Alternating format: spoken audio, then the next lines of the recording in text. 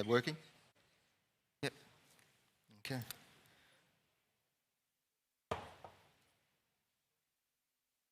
Always somebody that's late.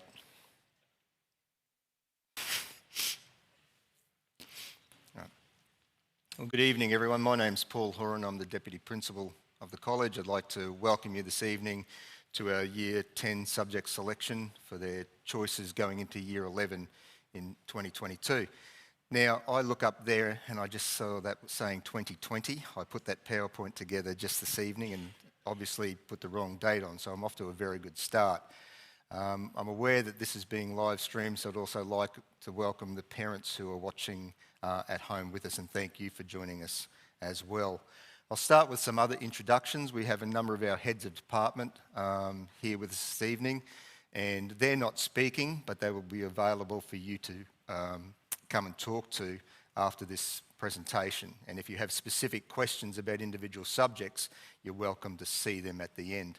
Starting up the back, we have Mrs. Monique Jorgensen. Monique is our head of English. Next to her is Mr. Peter Reddy.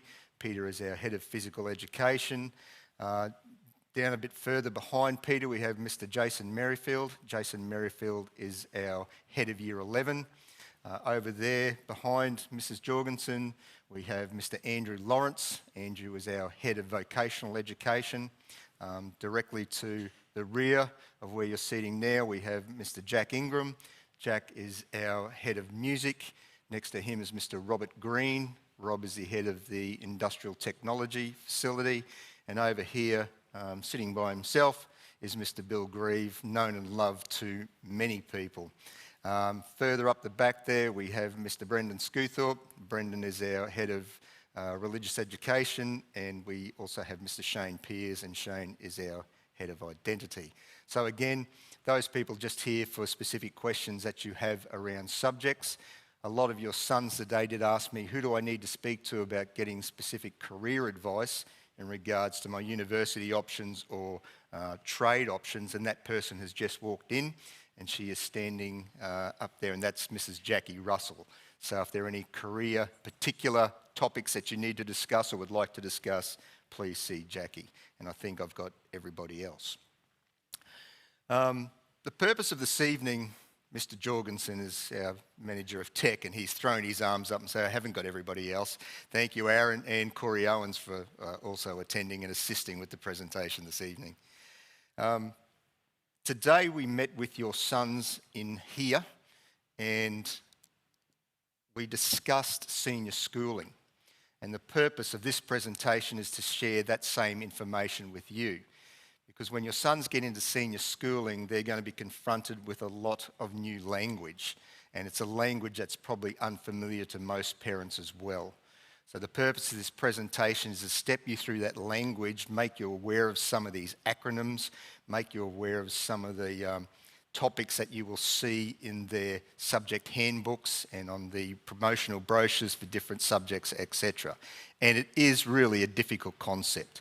There are terms in there that you won't be familiar with that will take you a few reads to get your head around, and my job tonight is to try and provide you in as detailed but simple format as possible an understanding of that particular language and what it all means to the choices that you make and also to your sons. What I won't be doing is making the choices for you and your sons. Ultimately, that comes down to you. So you will have to sit with them and you will have to work through the subject selection handbooks and the preference lists and the ATAR documents and the university brochures and the vocational education statements, but that will come down to you. We can help you, but at the end of the day, that decision is yours. But if I can give you one piece of advice in regards to making those decisions, it's going to be represented in the cartoon that I show you on the next slide. I've been using that cartoon for 17 years to start this presentation. Okay? This PowerPoint slide changes every year, but that cartoon has been the one constant throughout, because I still think today, even in this new changing technological world that we're living in, it still has relevance and meaning. And I'd like to share it with you now. Okay? Very, very simple. Lucky skunks, I hate this desk job. So you've got that wolf sitting there doing something that is completely foreign to wolves. He's looking at his friends or the other wolves doing what wolves are meant to do. And wolves are meant to run in packs, wolves are meant to be free in the forests, wolves are meant to hunt deer. That wolf is doing everything that is possibly opposite what he is meant to be doing. So I say to your sons every year and to you, make sure your son works out what type of wolf he is and follows that pathway. If he is a musical wolf, let him study music. If he's a humanities wolf, get him involved in the histories and the geographies and the study of religions. If he's a mathematical wolf, then he should be doing the specialists and the methods and the physics. Artistic wolf, let him go into visual art as one of his subjects. Because if he doesn't follow his inner wolf, if he doesn't follow that pathway that he's meant to be doing, he's going to end up like that guy, sitting at the desk, looking at the window going, I really want to be out there. If he's a hands-on wolf, then get him doing physical education. Get him into the Industrial Technology Centre using his hands. At the end of the day, the pathway that he follows will lead somewhere. And if he's passionate about the area that he's in, that's going to make all the difference. If that's your son, his life is going to be miserable for the next 2 years. That means your life is going to be miserable for the next 2 years. Our lives are going to be miserable for the next 2 years, and he won't take much joy away from his senior schooling. And despite the fact that it is incredibly difficult, incredibly stressful at times, there still needs to be a lot of joy in his senior schooling. So sit down with him and work out what makes him tick. What does he enjoy? That's going to be the biggest piece of advice I can give you, because we see it every year and that piece of advice comes through and works. Now, with that said, it's not a free-for-all. There are still some prerequisites that he will have to do. There are still some compulsory subjects, and there's still some things that will be required to provide him with the skills that he needs. And that comes into the next part of this demonstration or presentation, which is about what are those different subjects that he can choose. And we break them down into several different categories.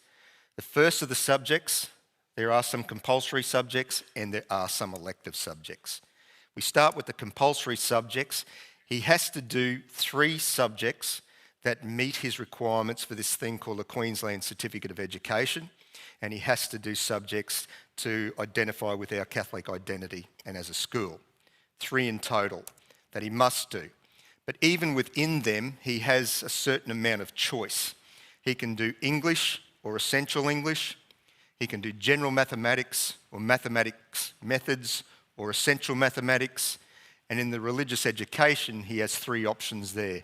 The Study of Religion, Religion and Ethics, or the Certificate 3 in Christian Ministry. So they're the compulsory subjects that he has to choose. He must do them. The elective subjects are those that he will then try and specialise in as fits his university ambitions, as fits his trade or workplace ambitions, as fit the career that he wants to go into. And likewise, there are 3 in total. Now that gives him a 6-line timetable. So timetables are set up in lines. There are certain subjects put underneath each of those, and he has to choose 6 of those across that range of lines. Okay? Each of the subjects in senior has a 4-hour time requirement. So 6 subjects by 4 hours gives him 24 hours in total of teaching and learning time, plus 1 hour a week for assembly, making up a full timetable. So it's those elective subjects that are then broken into a much broader scale. Or even the compulsory subjects also fall into that, but as a general rule, that's what we're talking about. So we have pretty much 7 different subjects that you've got to get your head around that your son can choose. And he can choose all of one category, or he might choose a combination across the different categories. They're general subjects, applied subjects, vocational education and training subjects. We have distance education, we have music certification, and we have external provider courses through TAFE and university options as well. So if we start with the general subjects, because I guess they're probably what we would consider to be our traditional subjects. They're also described as the tertiary or academic subjects because they're the ones more than the others that will contribute to their university placement. Okay? You will see them in the handbook classified as general. We've set them up as a green band for easier identification in the work booklet. They could also be called ATAR subjects because they are the ones that used to determine an Australian tertiary admissions rank for entry into a particular university course. Okay, so when you see the acronym ATAR, that's what ATAR stands for. Some of you would be aware of the ATAR, recognising it as a score or a number. And in effect, these are all of the ATAR subjects or the general subjects that your son can choose from for 2022.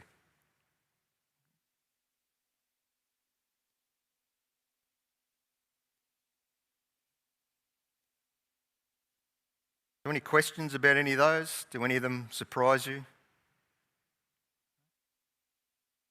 Now, when you're thinking tertiary entrance, you can think all of, some of, a number of. There are a few prerequisites and I'll explain those, but they're generally the ones that we consider if your son is taking that particular option. So I mentioned there before, they are the ones that will in the main contribute to the ATAR, and the ATAR is that admissions rank. Well, it's a number, and it's a number between 0 at the lowest end and 99.95 at the highest end.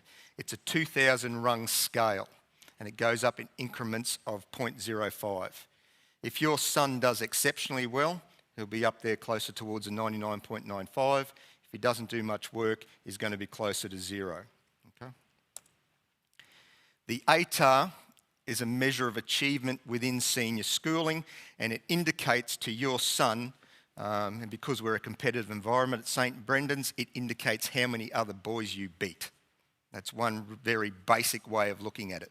So a student with an ATAR of 65 has potentially performed better than 65% of the population who graduate from Queensland in 2022. And that number is going to be about 60,000. So if your son is a high-end achiever and wants to go for the 99.95, that would mean he would be better than a roughly 59,970 other students who graduate in Queensland next year. Because in each of those little incremental bands, those 0.5 bands, there are roughly about 30 students allocated to each one of them. Okay? And the universities will say, well, if you're a 99.95, you have this range of choices or subjects that you can come into. If you have an ATAR of 60, there is this range of subjects that you can enter into at university. And that's how it's used. It's a cutoff, and popular or difficult courses will require a high ATAR, whereas less popular or less demanding courses will require a lower ATAR. Popularity is important, and you'll also find that if your son wants to attend a popular university, they will generally require a higher ATAR than some of the less popular universities, the country universities, the less metropolitan universities. Okay? So there's plenty of scope to get into universities with your ATAR, but which one and what course will be dependent on those particular circumstances. Here's a couple of ATAR examples for you. Okay. From the guidebooks from 2020. So if your son is thinking of doing a Bachelor of Physiotherapy, which is a very popular course, a lot of boys want to do that, and if he wants to study at the University of Queensland, which is theoretically the most popular and prestigious university in Queensland, then he'll need an ATAR of somewhere around about 99, meaning he's got to be better than about 99% of the population in Queensland. On the old scale, if you're familiar with that, because your sons went through under the previous system, that equates to around about an OP1. Your Bachelor of Architecture at a university in New South Wales, an ATAR of around about 89. Again, that's an OP of 6, and you can see as the universities change and the courses change, the ATARs move up and down. Okay?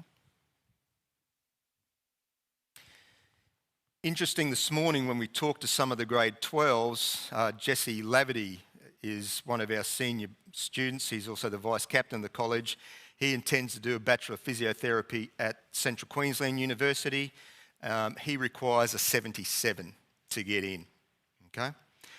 Yes, it's a rural university, but the other thing that's playing on the universities at the moment is this whole COVID thing. Okay? So the international students aren't there, so you will find that universities in a lot of cases are dropping the ATAR requirements to get more kids into university so that their funding rates are maintained.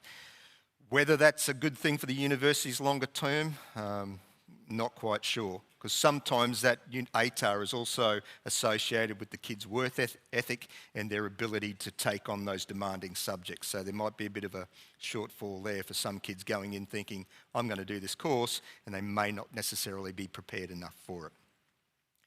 In regards to your son's subject results and ATARs, here's a few examples. Okay. So that data was pretty much taken off the list of boys who graduated from St Brendan's in 2020. Okay? So if you're going to get all C's in your subject areas, they say C's make degrees, but all C's may not get you into a university to be able to participate in that particular course that you might want to go in. So passing all of your subjects isn't quite enough if you want to get into some of those more prestigious universities. Okay? B's, solid B's, they're going to get you up around about that 77, that 80 mark. If you really want to go the high end and you want to get over around the 95, you need solid A's across the board. Okay. So any questions about that? No? Okay. So, to be ATAR eligible, there are a couple of things your son will need to do. Firstly, he has to attain a passing grade in one of those English subjects.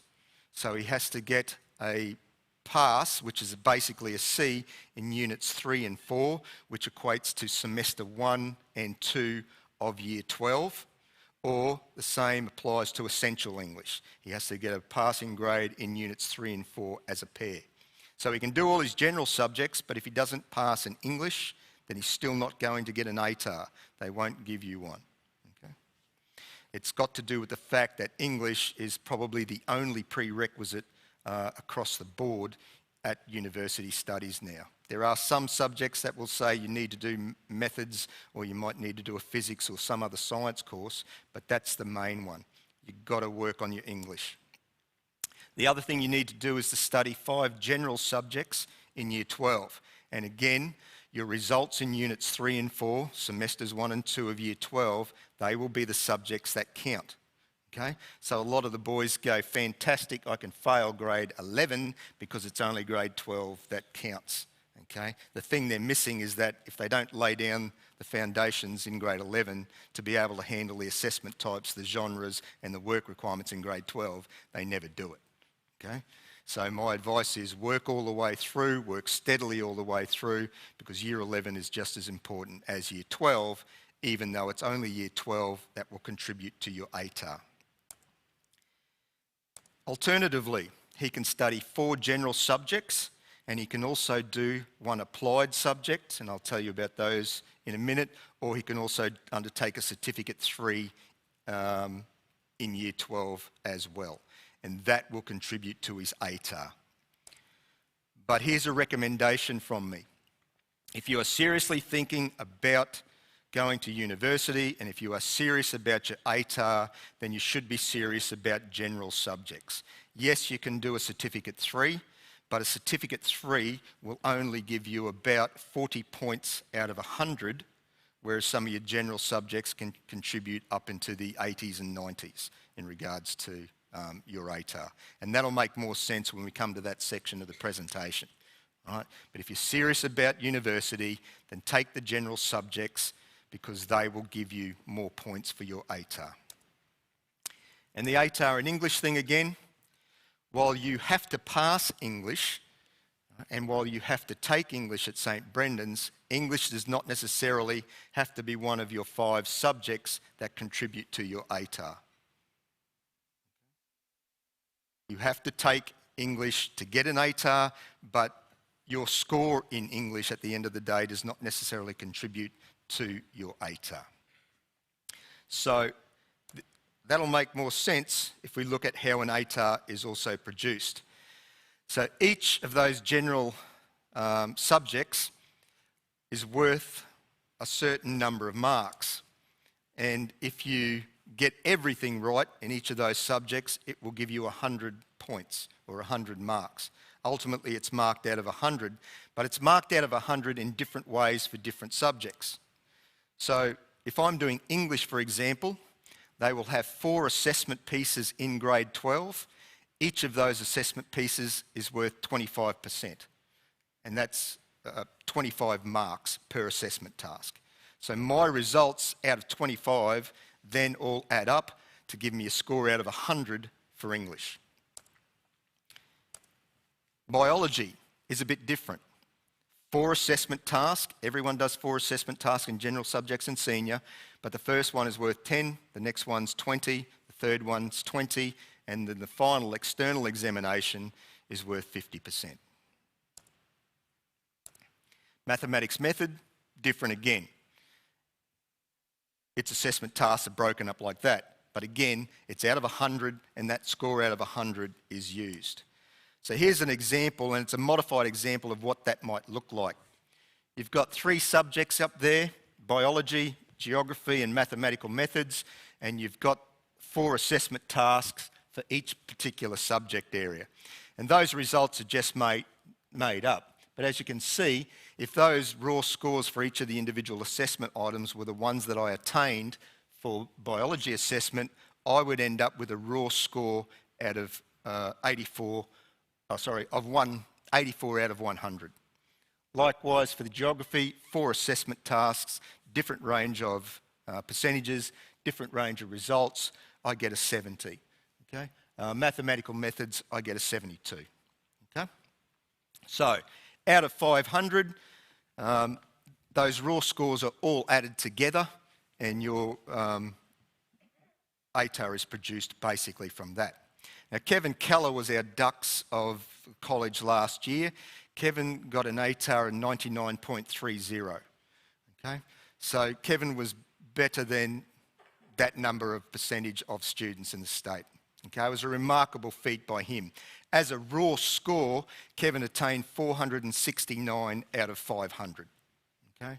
So it means across his entire year of senior schooling, he's only dropped 31 marks on what would effectively be 20 pieces of assessment. Okay? So that's the way the ATAR works, and I'm just using him as an example to give it a plug to the school, quite frankly. So, right. Now, can anyone see a problem with that system?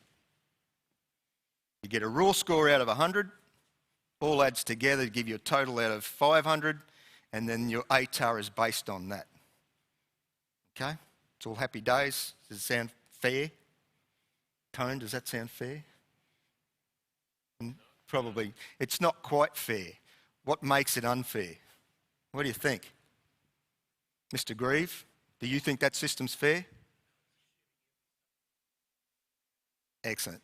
It's assuming that every subject has the same level of difficulty attached to it. All right? And when I spoke to the boys today, they said, well, general maths is an easier level maths than mathematics method. It's an easier level math than specialist math, okay? So if this system worked like that, then my advice to you would be take general mathematics because it's easier than taking the other options of mathematics. Take physical education because physical education is theoretically easier than physics. Take geography because it's theoretically easier than chemistry. Load your score up so that you get as close to 500 as you can. Okay? But the QCAA, the Queensland Curriculum and Assessment Authority, recognise that some subjects are inherently more difficult than others. Okay? So they do a process called scaling. And the idea of scaling is to adjust up or down those raw scores that your son will achieve to try and make the subjects more even. So if you are doing a perceived easier subject and you achieve 90 out of 100, then that 90 will be scaled down to a result that makes it more representative of the harder level subject areas. Okay? And the whole purpose of it is to do that. Okay? It's to prevent kids from taking perceived easier subjects and maximising their results. Okay? We know that religion and ethics as an applied subject is easier than the study of religion. So your son could go into religion and ethics and cane it, get close on to 100. But a much more theoretical or difficult subject like SOR, he might only get a 60. That's not fair. So both of those get weighed up, or one of them gets weighed up and the other gets weighed down.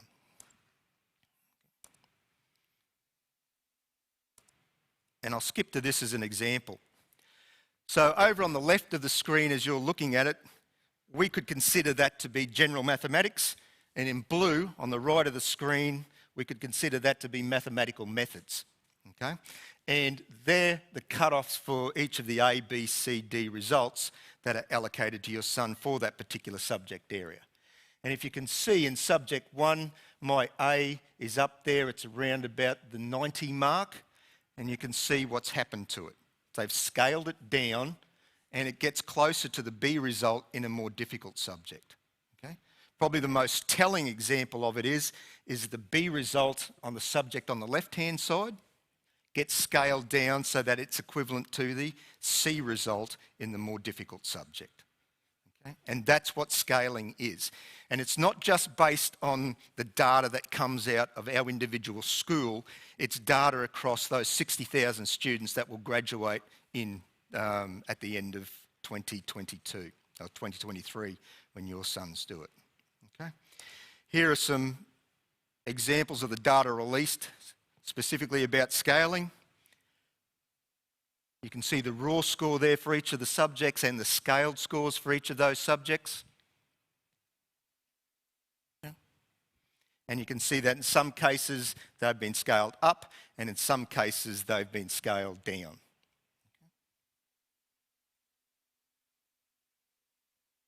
Now, a lot of boys and a lot of parents will go to the QTAC website, Queensland Tertiary Admission Centre website. They will get that scaling information. They will look at the subjects that were scaled up significantly and they'll go, you're going to do those. Please don't be one of those parents, because if you do, he's going to end up being that wolf that we saw in the starting cartoon. Okay? He can attain an ATAR that is highly representative of his abilities, and again, by choosing the subjects that he's interested in, choosing the subjects he wants to do, because he will perform better in them, his raw scores will be better, and at the end of the day, if he underperforms in high achieving subjects, it's going to be scaled back to performing well in less demanding subjects. So it all comes out in the wash. What is he good at? Where's his passion? Where's his interests? Make that his focus for the next 2 years. External examinations. All general subjects will undertake external examinations, and external examinations are those produced by the Queensland Curriculum and Assessment Authority. External examinations have only been in play in Queensland for about the last 2 years. Prior to that, they were around maybe 30, 40 years ago, Bill, and then they went out of fashion as the curriculum system changed. They're back in vogue now as part of this new ATAR system. All right? The external exams are marked by the QCAA using a common marking scheme. They are produced by the QCAA.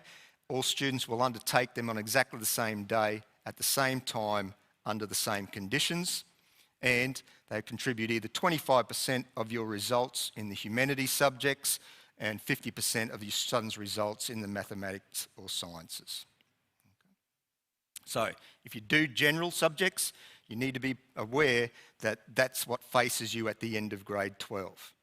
So assessment tasks that are designed by an external body, not by your teacher, that's marked by an external body, not by your teacher, Then the assessment conditions are watched by external invigilators, not by your teacher. So your teacher will design 3 of the tasks. They're called internal assessment. The QCAA organises that last part. And it's meant to up the ante in regards to the accountability of our processes that are in place. I think about the external examinations. And I'm not quite sure, Mr. Grieve might be able to help me with this, but I still can't work it out. But content for the external examinations in your humanities, your physical educations, your businesses, those type of subjects, only comes from Unit 4, so Semester 2 of Year 12, okay, and contributes 25% of your results. But they slug the maths and sciences by saying you've got to study from topics from across the entire Grade 12 year, okay? And we start Grade 12 work in Year 11. So that means your son, anything that is on that exam could come from Term 4 of Year 11. Okay? So in regards to study routines, that needs to be put in place fairly quickly. And the other thing about those exams is it contributes 50% of his results.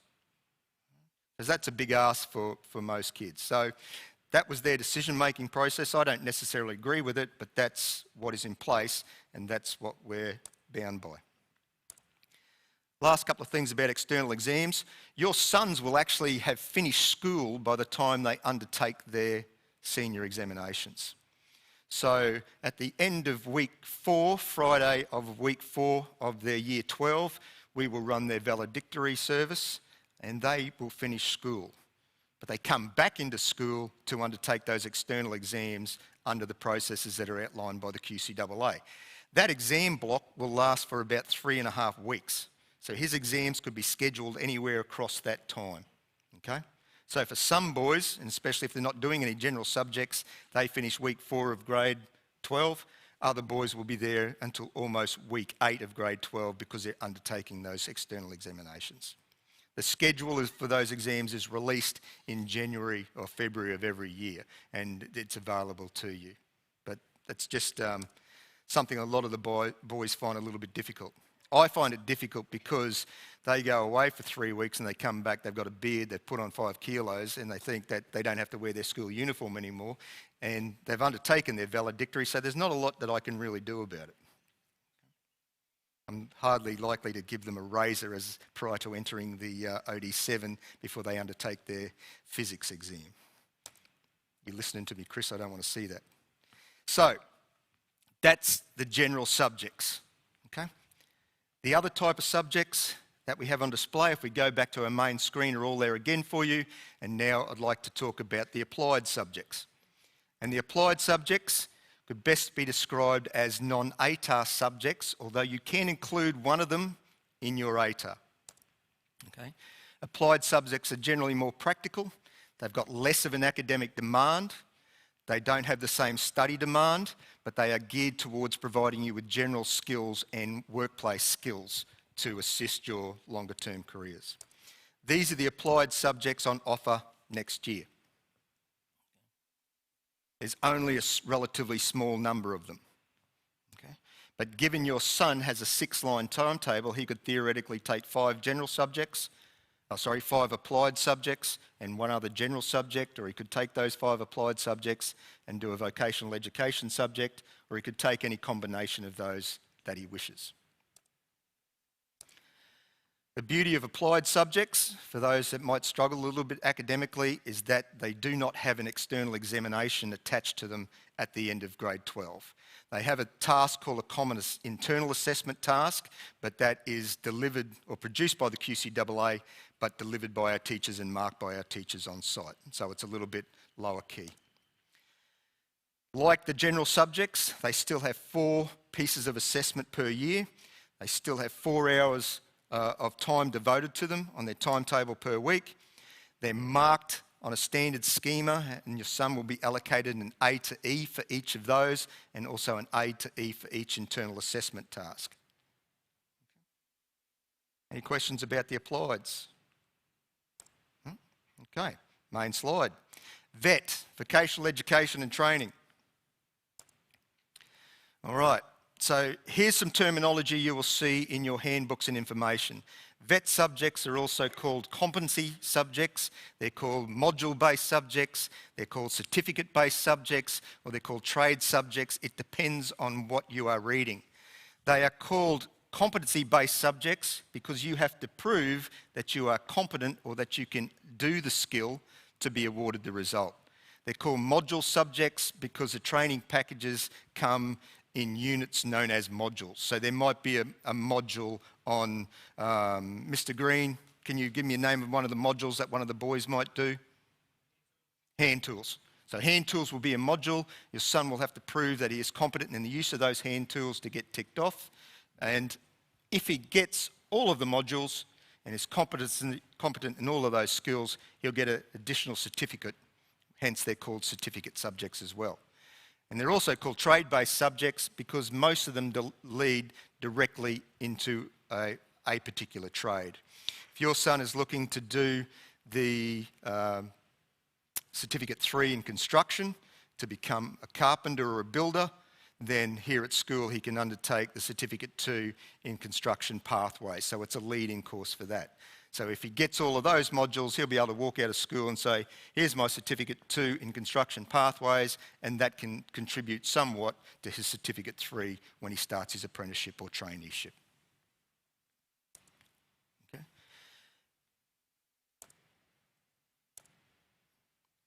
VET subjects, like your applied subjects, do not have external examinations. Because they are competency-based, you get multiple opportunities to prove that you can do it. So it's not pass or fail straight from the word go. If you can't use the hand tool properly the first time, you can go back to Mr. Green and say, I think I've got it now, sir. I'd like to demonstrate it to you again, and have the second opportunity to do that. Of course, if you lose a finger in the process, you're probably not going to go back ever, but that's a completely different story. The vocational education qualification at a Certificate 3 or greater will also contribute to your ATAR, which I mentioned before. But again, I come back to that point. If you're serious about university, take the general subjects because the Certificate 3s on offer were given a raw score of 40 last year to the students that completed those courses and exited. So if you get a 40 for doing all of the modules in a Certificate 3, you would likely get a 40 if you got a D result or a high D in one of your general subject areas. Okay? So yes, it's a good option and it works for kids. It's something else that they can do, but again, it's not my recommendation. And VET subjects are nationally recognised, which means a piece of paper he gets here with us is able to be used in Tasmania, is able to be used in Western Australia. It's the same qualification. It comes from a nationally recognised training package, which means it's portable everywhere. Here's a list of our vocational education subjects. And again, your son might end up choosing 4 of these. And for the kids who are bound for the trades, I think we offer a pretty good package there. If he takes 4 of those, he's going to be automatically filling up his resume with 4 additional certificates. So it's a good way to walk into an interview and go, well, I've got my Certificate 2 in engineering and in Christian ministry and in construction and in automotive. It's a bit of a seller. Anyone want to know anything about any of those particular courses? No? Okay. So, main slide, distance education. Sometimes on a 6-line timetable, you can't always get what you want.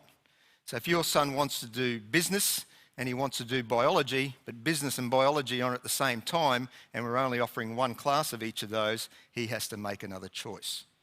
And that's the problem with structured timetables. It's not insurmountable, but it will be a problem, and it may affect some of your sons.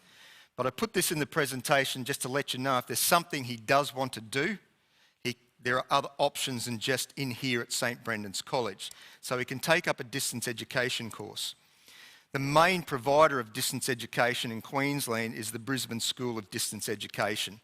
And that organisation will provide your son's course books, his assessment schedules, his assessment materials. They will mark his class tasks, they will mark his exams and assignments, provide him feedback through regular tutorials, okay? If your son decides that he wants to do a distance education subject, he gets to do those in the college library in 4 lessons per week that would normally be dedicated to some other subject area. It's a good option for boys who are well organised and have a well-defined career plan. If your son is not good at time management, then the last thing you want to see him doing is a distance education subject, because there are set dates when things have to be uploaded and sent away. There are set schedules that have to be met, and a lot of boys do struggle with that. The other downside about it is it's going to cost you about $1,000 per year paid directly to the Brisbane School of Distance Education. But if you are really keen on doing something, if your wolf says, I need to do this, and St. Brendan's can't do it for me, this is an option. And there's some of the subjects that have been done by distance education by boys at our school over the different years. Okay. External music was done as well on the previous system. Okay. Dance was an interesting one. We had one boy that wanted to be a dancer. He's now running his own dance company, but we didn't offer dance at the college. I can't run a subject for one student. So he would undertake his lessons by distance education. He would film and record all of his dance routines and just send them away back to the School of Distance Education. Okay?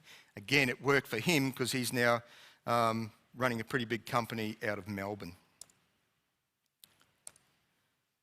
Music certification. If your son is a musical wolf, there are a number of options as well, and I'll just put all 3 of those up, okay? Music is a general subject, so if he's thinking of going to university to pursue music, then he probably should do music as a general subject here at St. Brendan's. But he can also take his individual music lessons as one of the lines on his timetable, or he might undertake certificates through the Australian Music Education Board as one of the lessons on his timetable. Okay? There is a bit of a problem with the doing private music because there's no actual prescribed final result, it doesn't contribute towards this thing called a QCE, which I'll talk about later, or to an ATAR. Okay? But we have had boys do music general and undertake private music and do music examination board subjects and then pick up religion, English and maths to fill his timetable. We had a kid who didn't need an ATAR to do his particular course. It was performance-based at university, so we said, here's a perfect opportunity. So for him, it was 12 lessons a week playing the guitar for all intents and purposes. That be right, Mr. Ingram? It would be, yep. Did he go to university, Mr. Ingram? There you go. Gap year, okay. I'm glad all my advice was used for a gap year. That's fantastic. All right, other external providers and courses that are on offer. If your son would like to start TAFE next year, he can. If he would like to go to university next year, he can. They are options available for him. There's a list of some of the TAFE courses that have been done by our boys over the year, or over the years. Certificate 2 in Seafood Management was an interesting. One of the boys in grade 11 decided that he wanted to be working in the fisheries as a Parks and Recreation officer. So back then when he undertook that course, that Certificate 2 was the recognised precursor for what he wanted to do. So problem was, it was run out of New South Wales. Okay? So he had to do it via distance education, which meant they were sending him the materials, he would do them all and again send them back. So he solved that particular problem. Next problem was his practical performance in that area had to be done in northern New South Wales during his holidays.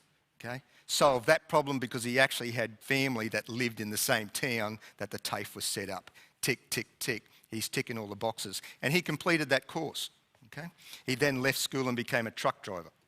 Right? True story. I kid you not. So boys will change their mind as they progress through different things, okay? But the TAFE courses are available. It's not really a downside. Some of those TAFE courses you will find, because he's still at school, there's a fee attached to it, but they're generally a concession rate. He might have to attend Rockhampton one day a week to go to that particular TAFE, and we only allow the boys to undertake one VET subject or TAFE subject, because TAFE also works under the vocational education system. All right? We offer a broad range of VET subjects or certificate courses, so they can do one at TAFE, but there's plenty for them to pick up with us as well. University options. He can start university. Again, I wouldn't do it unless he has a fairly identified career plan and his time management is good, and he's a bit of an independent learner. Otherwise, it gets a bit problematic. But if you do want to start university, it's certainly a way to knock some of the cost off, because you'll get the courses at concessional rates rather than paying full freight when you leave and graduate. Central Queensland University have a thing called a SUN program, Start University Now, but all of the other universities in Queensland have recognised high school starting programs as well. Here's a list of some subject areas, okay? And a number of those have been studied by our boys. We had one boy who undertook journalism. He studied a semester of journalism, and then he got a distinction for that particular unit, and then came back and said, "Mr. Horan, I don't want to go to uni anymore. I want to pick up another subject." All right?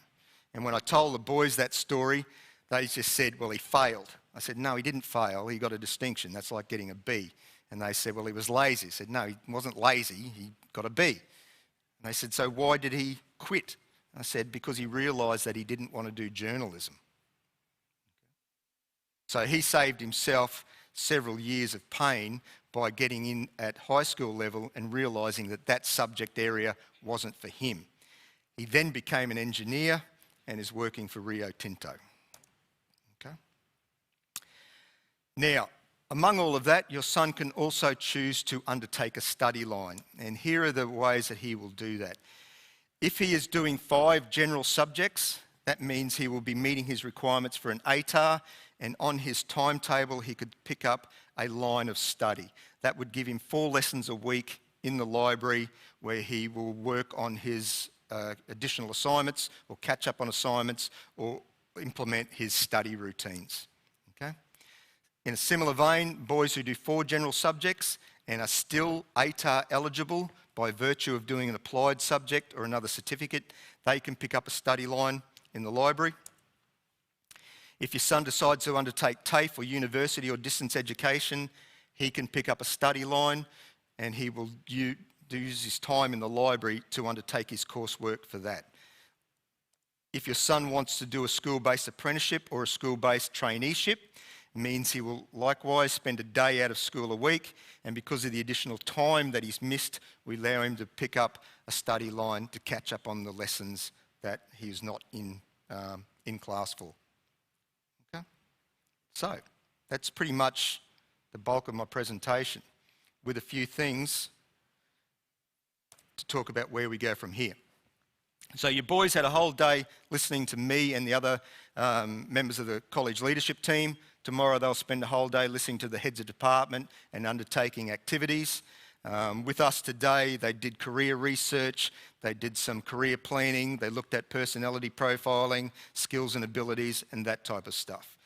They then, or now that we've given them all this information, they have to select their preliminary preferences. So their first choice preferences, and that's done online digitally.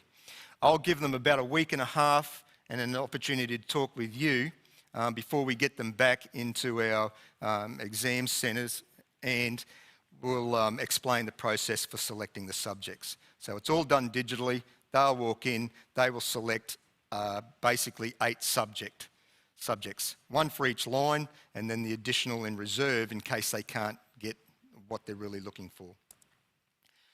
Once they've selected their initial preferences, we'll send home information to you about how you can access that database, because you might say, "Mate, I'm not really in agreement with you choosing this subject." So at that point, you, along with your son, can change those preferences again.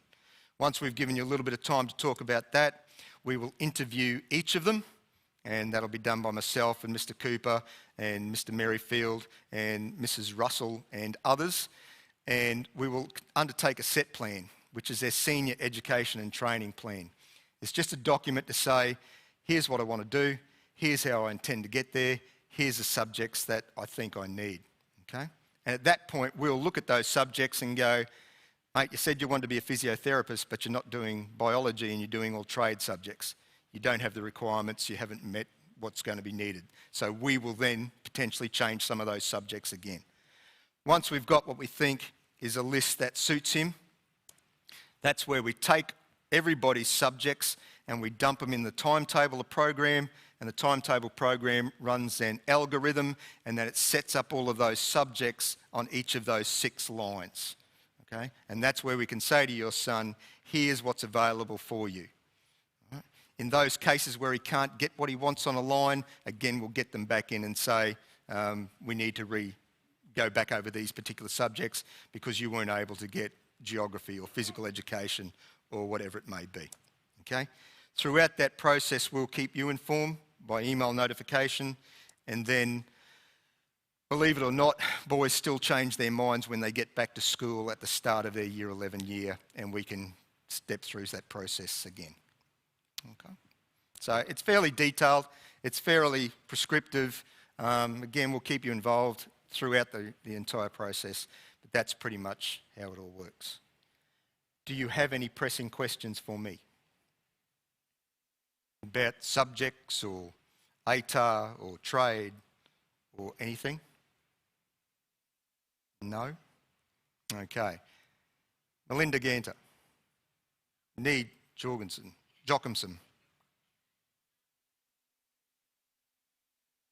Sorry, I just remembered. Mr. Owens, you wanted me to mic up any questions, didn't you?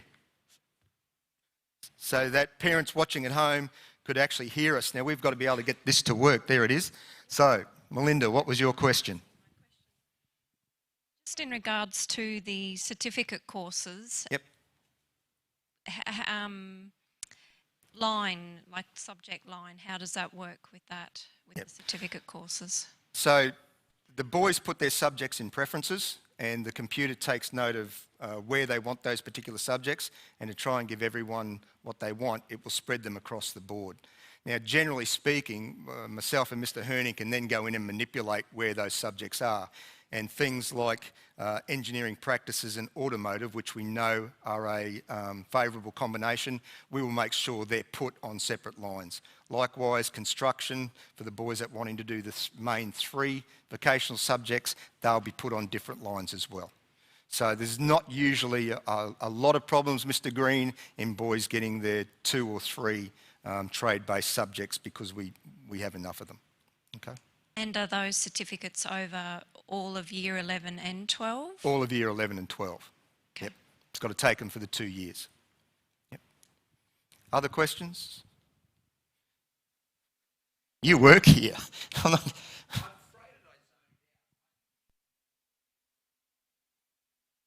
That's a lovely segue, Mr. Ingram. Thank you very much. But before we move on to the QCE, Mr. Ingram, folks, you might have some questions for some of the people who have been through this particular process before. I don't need to use 2 mics, do I, Mr. Owens? I might turn that one off. So at this stage in our presentation, what I would like to do is to introduce a panel of experts. Now, they are experts because they are currently in Year 11. They've been in the same situation as your sons. They were unfamiliar with a lot of that language of senior schooling, but they've made it through that first initial process and they are still alive and thriving. So can I ask my panel of experts, please, to come up? And maybe, folks, you'd like to give them a round of applause because I know they were a little nervous.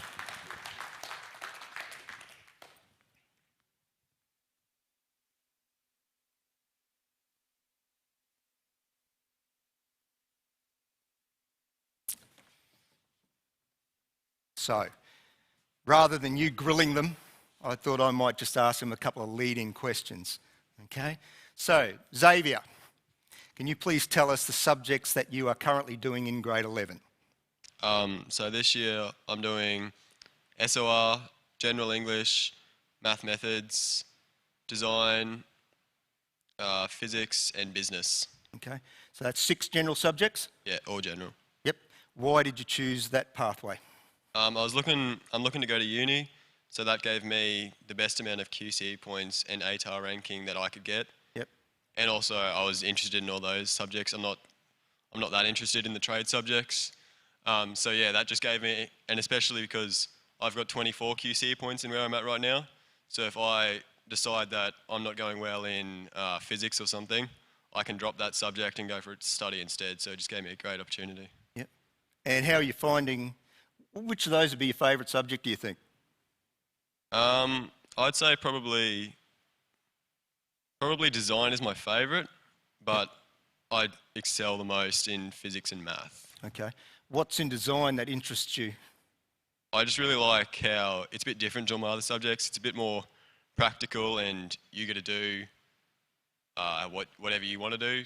Well, not whatever you want to do, but you get to take your own perspective on the challenge given to us. So like a lot of the time we'll have a task set. So just recently we had to design an accommodation for first year teachers at the school, and so my group took a completely different spin on it to another group, and that was just, I really liked doing that kind of approach. Excellent, thank you. Lachlan, would you like to tell mums and dads what you're doing? So I'm doing general English, study of religion, math methods, geography and business. Okay. And a study. 5 general subjects 5 general, yep. and a study. Yep. Why the study? Originally I was doing music, but I didn't really find it was for me, so I decided to drop it for a study, and it gave me a bit extra time to work on assignments and catch up in class. So did you spend any time in grade 11 in the music class? Was that sorry? Did you spend any time in grade 11 in the music class? Yeah, I did it for about 1 term. Okay. Yep. Yep. And it wasn't you? No, I felt it wasn't what I thought it was going to be, so I decided it was for the best to drop it. Yep. But are you still doing music elsewhere? No. No? Okay. A little bit at home, but not within school or anywhere. Yep. Okay. And the study line, why that? So I chose the study mainly because none of the other subjects I was interested in that lined up on the same timetable. Yep. But at the same time, it gives you extra time to work on assignments, but you also do have to be self-motivated in a way. It's a good environment in the library, but you do have to put in a bit of extra effort to make yourself do work. Yep. Excellent. Thank you. Matthew, your list of subjects. Religion and ethics, general math, general English, automotive, construction and engineering. So 3 certificate courses in there? Yep. Yep. Why? Just want to be hands-on, don't want to sit in the classroom. Yep. Suits And me. what about a career though? Where are you looking to go? Honestly, I'm not 100% sure, I just know I want to do a trade. Yep. Okay. So you're covering as many bases as you can. Yeah, I'm just trying to keep all my options Okay. open.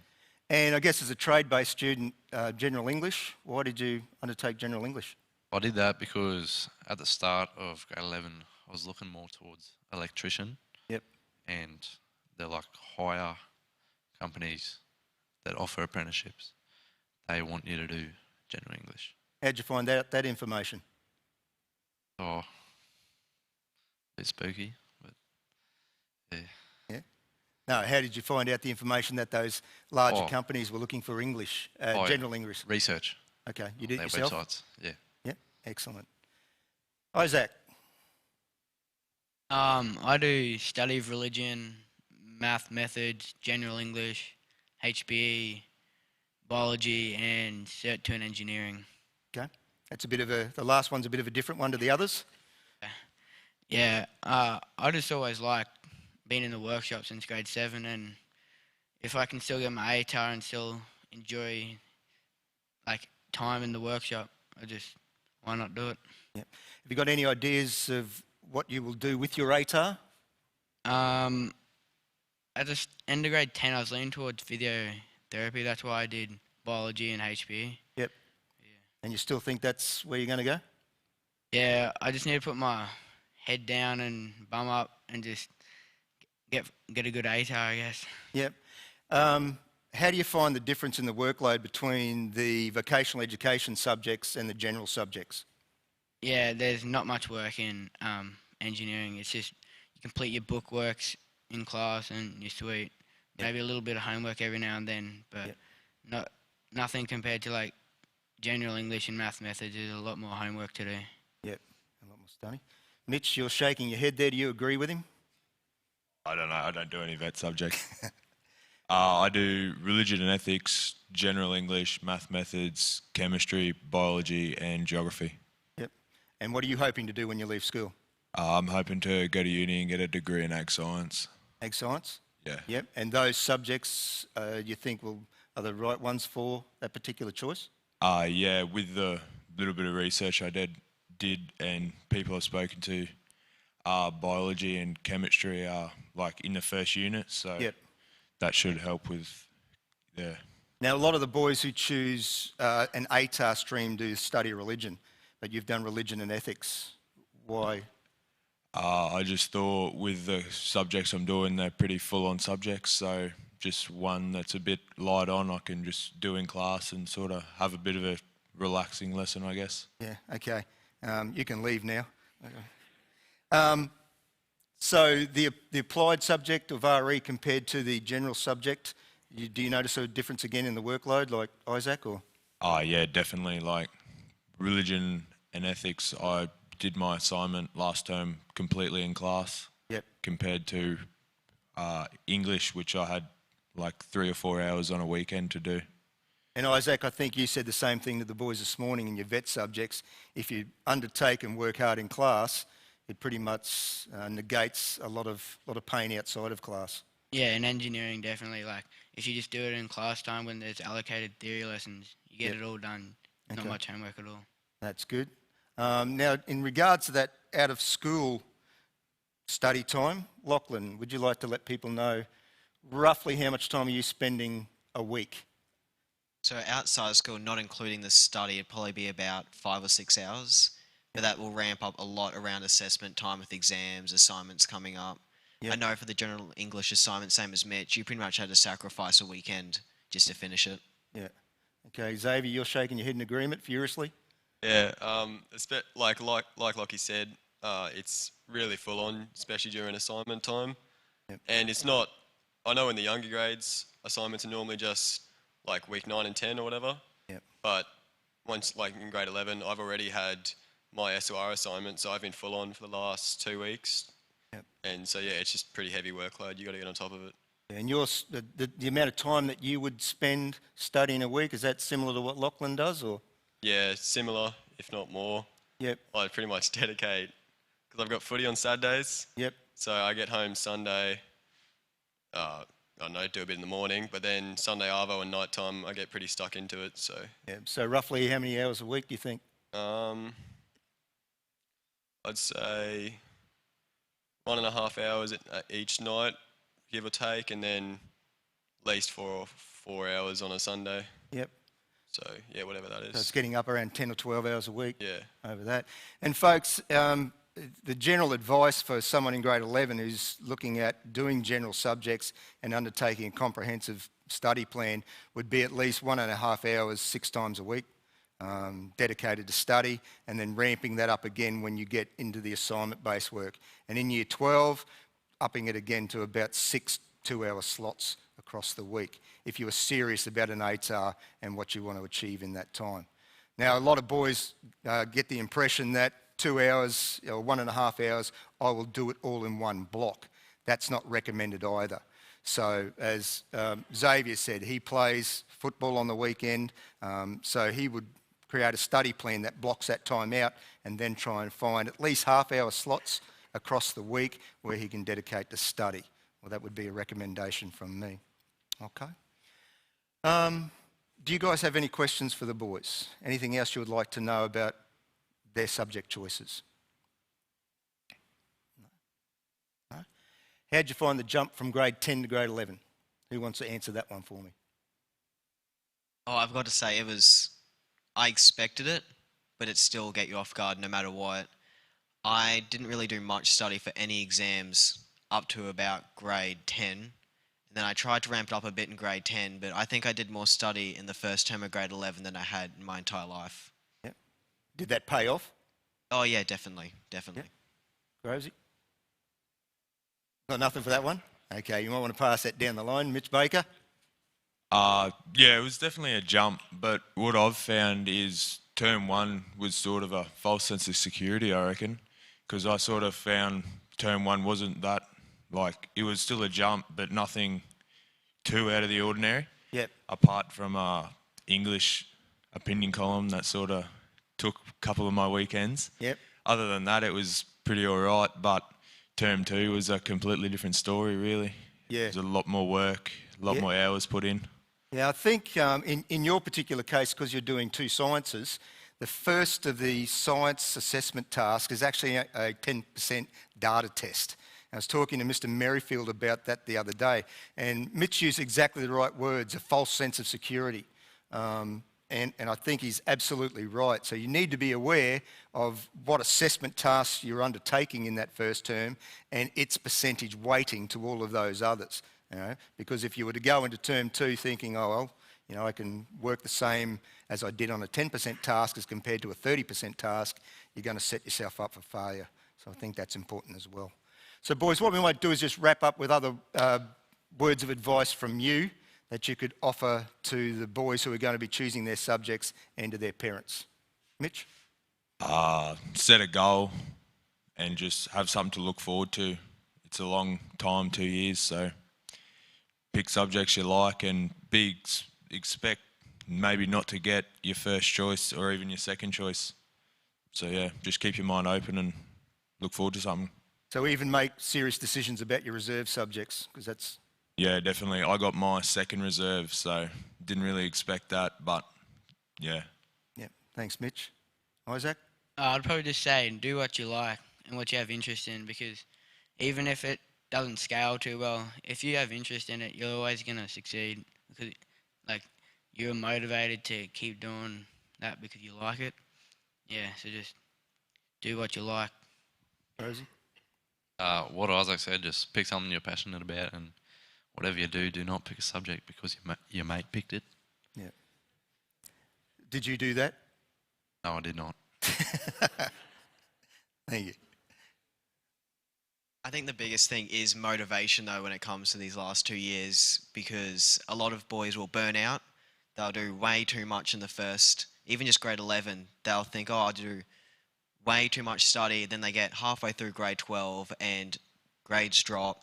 You start coming up to externals and it just starts to fall apart. So I think you do need to pace yourself a bit. And you've got to find that mix between life and school, because you can't be 100% school. It's just not going to work. I think you just got to get stuck in class, honestly. Like, I'll be honest, I didn't pay attention that much in grade 10s and that. But if you do your work in class and actually like do the work and get your stuff done in math and science and that, it'll just be so much easier. The workload will be so much lighter out of school. Yep. Okay. Thank you very much. So no questions for these guys? It always amazes me when I get these groups together is that they do have a lot of wisdom. And if you can follow some of the advice of them, it will certainly make the choices you make a little bit easier when you get to grade 12. So they've volunteered their time here this evening to come. So folks, would you mind putting your hands together for them, please? Thanks, boys. You want to wait for us outside or stay in here if you like, but we'll have dinner. Okay. All right. Mr. Ingram, are you awake? Excellent. I know you love this presentation. Jack mentioned before, and some of the boys also mentioned it, this thing called the QCE. It's another aspect of senior schooling, and it's an important one that we need to put into this presentation. So the QCE is the Queensland Certificate of Education. That acronym will be on the test that Mr. Merrifield is running for you tomorrow, boys, so try and remember that one. So the QCE was first introduced in about 2008. It's a credit-based certificate, and it's a minimum standard certificate, and it is not a time-based certificate. So when I went through school, regardless of whether I passed a subject or passed all of those subjects, I still walked away with what they call the senior certificate. This one is different. To get the Queensland Certificate of Education, you have to meet minimum standards. It's not based on the fact that you are just attending school, and there are credits that need to be met to do it. The certificate itself looks like a single-page degree-style qualification that you see hanging on the door at the doctor's or in any accountant's office when you see their bachelor's degree. So that's what the Queensland Certificate of Education looks like. It's fairly simple, fairly straightforward, but again, it's an addition to your resume. What accompanies a QCE, if you meet all of those requirements, is a senior statement, and on the senior statement we'll list all of the subjects that you've done and the results that you've achieved for each of those subjects. If you've undertaken general subjects, your raw score out of 100 will be there for each of those subjects as well, along with an A to E result. And if you undertake vocational education subjects, that will also be a part of your senior profile. So that will be an additional certificate that sits in there. That's a copy of your senior statement, and that's a copy of what an entire senior education profile might look like. Now, some boys, by virtue of their subjects and virtue of the work that they do in school, will walk away with all of that package. Some boys will just walk away with the senior statement because they may not have met the requirements of the QCE. Other boys will have a QCE and a senior statement, but that comes down to meeting those requirements. So how much credit and how do you get it? You need 20 credit points, and those points come by getting a sound, which is a C or a satisfactory, in any of your general subjects. You'll get 4 points for those. You'll get 4 points for passing an applied subject. You'll get 4 points for meeting all of the competencies of a Certificate 2 in any of your vocational education subjects. You'll get up to 8 points for meeting the competencies in any vocational education certificate at Cert 3 level. Okay? So most boys who would do 5 general subjects or applied subjects, they pass each of those subjects, they get 4 points for each. There's their 20 credit points. Okay? Some other boys might do 2 vocational education certificates at Cert 3. If you wanted to do a Certificate 3 in fitness and a Certificate 3 in Christian ministry, and you meet the requirements of that, there's 16 points straight up. You do an English subject and you pass that one, there's 20 points straight up. So there's various ways of getting your 20 points. Continuing on with that, other ways that you can get points: if you undertake the Australian Music Examination Board certification, you can get 1 point for undertaking any of those particular grades in your music choice. If you undertake a school-based apprenticeship and you do 100 days of on-the-job training in industry, that will also give you 4 points. If you do a school-based traineeship and you complete the Certificate 2 as part of that traineeship, likewise you'll get 4 points for that, like any other Certificate 2 or applied subject or general subject. Okay? And the university courses, if you undertake 1 semester, that'll give you 2 points. If you undertake it for a year and meet the requirements, that can give you 4 points as well. Okay. There's some other rules, and the QCE can be a little bit difficult to interpret at times. And Mr. Merrifield's been thrown into the acting role of Year 11 Head of Year, and the first thing that he's been doing is dealing with questions around QCE. It is a unique language, and there are a lot of things that you've got to try and take in. Again, I'll try and keep it as simple as I can. But your credit accrual rules means that to receive the maximum of 4 points per subject depends on your satisfactory completion of all 4 units. Okay? So if you don't pass Unit 1 in grade 11, but pass all of the others, you won't get the full 4 points. You could potentially get 3 points. If you don't pass Unit 1 and 2 in grade 11, but you pass grade 12, well, you'll get 2 points, but again, not particularly 4 points. And some of the credit accrual rules look like this. You basically get 1 point for each unit that you pass in Year 11, but you need to then pass Year 12 as a pair to get the other 2 points. Okay? And I think the reason for applying 1 point in grade 11 is that if somebody doesn't pass it in grade 11 for that first semester, they can then make a decision to change subjects, go somewhere else, and pick up another 3 points elsewhere. But if you do it in grade 12 and you don't pass Unit 3 and 4 as a pair together, you won't get any points for that. Okay. Here's a couple of examples of how those credit accrual points work. You can see this particular person has studied English for Unit 1.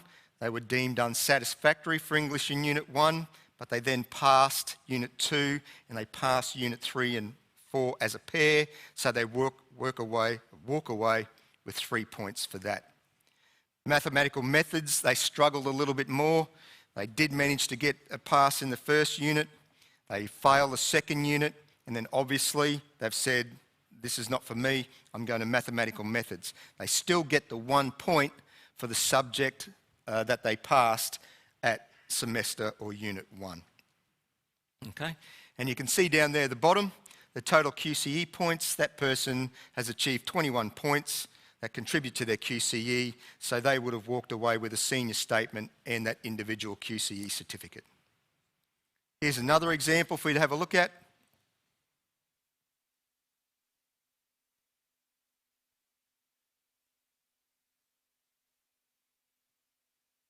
If that student was with Mr. Merrifield and Mr. Merrifield tracks the performance of those guys, he'd be looking at that kid in geography in Unit 1 and probably saying, you need to improve your results. Yes, you've got the option to stay there, or yes, you can get out.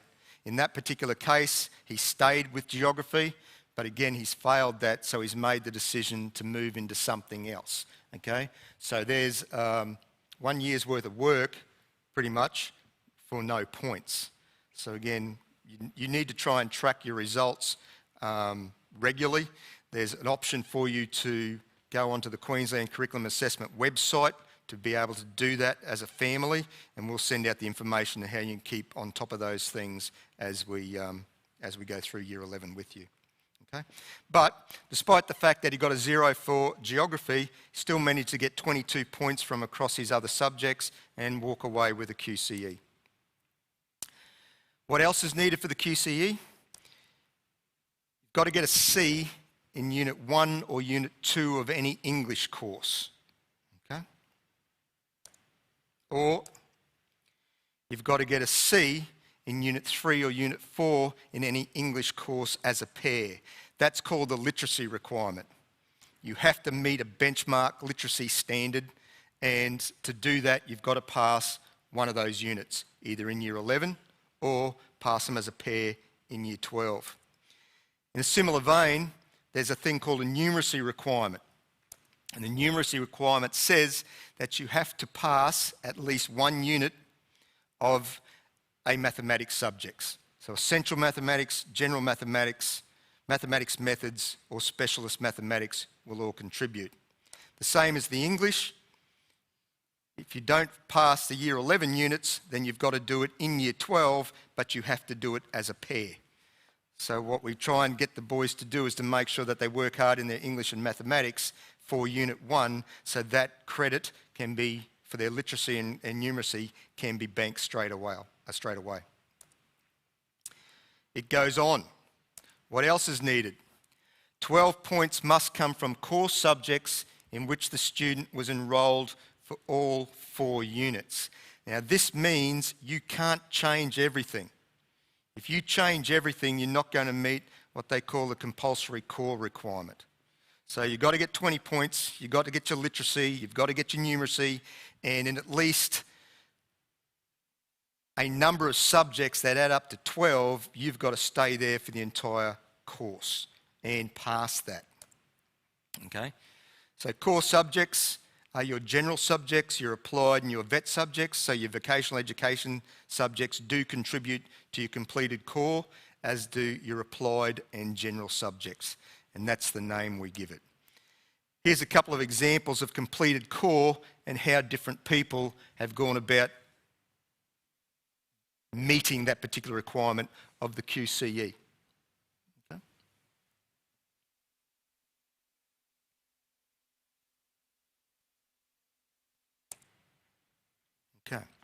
The exemptions to the completed core rule, and there are always exemptions, is that if you change between your literacy and numeracy requirements, literacy and numeracy subjects, you don't have to study the same one for all 4 units.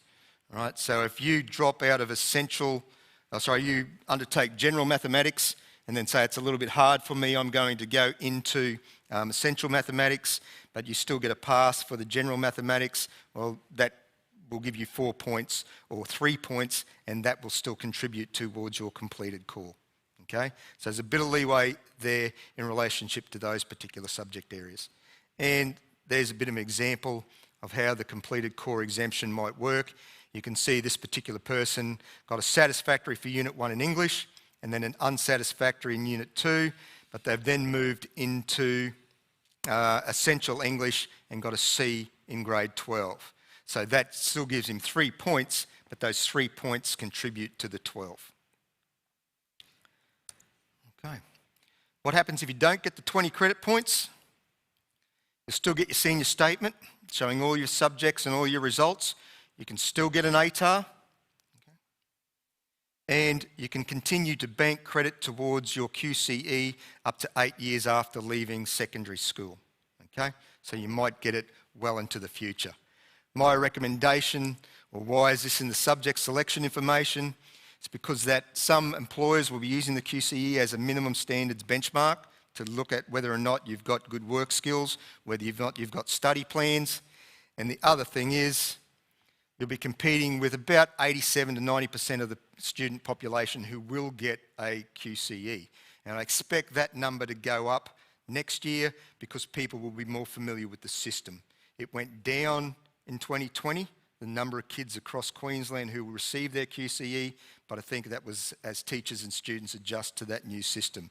It'll go back up and be well into the 90s pretty much over the next few years. And the big question is, do you really want to be one of the 13% of students who don't have a QCE? Okay. So when you're making your choices, think about your trades, think about your skills and abilities, think about where you're bound, university or work, and also in the back of your mind, keep this thing called a QCE there as something that you're also thinking about. And as those guys mentioned, yeah, you know, some of them will do 6 general subjects and have 24 points. Other people can get as many as potentially 32 points. You only need the 20, and your work, effort, and ethics will get you there. Any questions? Mr. Ingram? Okay, that's fantastic. Folks, thank you for coming this evening. I hope that helps somewhat in understanding what senior schooling is all about. It was meant to be an information session about that language because that's the part that tends to frighten most people. It is new. It's not something that a lot of people have been exposed to before, and you need to take the time to try and digest it. By all means, speak to any of our heads of department about the particular content information. Speak to Mrs. Russell about any career advice. Welcome to see myself, Mr. Lawrence or Mr. Merrifield in regards to choosing subjects. But again, we'll try and keep you in the loop as much as we can across the next 2 years. Thank you for attending. And you're welcome to please join us outside for something to eat and light refreshments and a drink. Thanks again.